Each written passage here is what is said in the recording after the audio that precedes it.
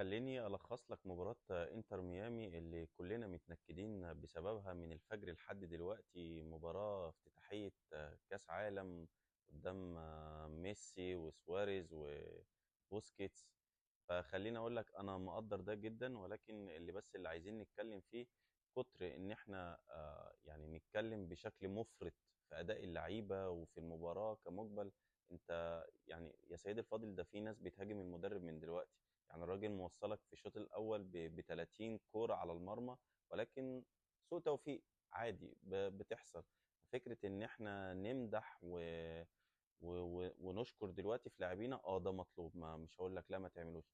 اللي عكس كده هو اللي مش مطلوب. انا مش بوجهك ولا بقول لك اعمل كذا وما تعملش كذا، ولكن احنا بنتكلم للصالح العام، للمنفعه العامه.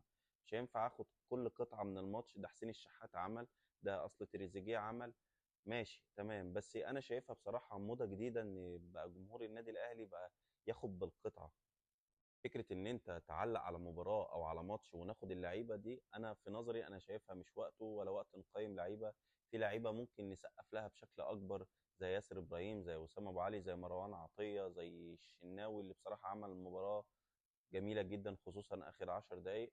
فيا جماعه نخلينا في ظهر فرقتنا، نشجع فرقتنا. لسه عندك مباراتين ما تعرفش الدنيا فيها ايه، فنشغل بالنا يعني بالمباراتين اللي جايين على قد ما نشغل بالنا بكتر الكلام على لاعيبتنا.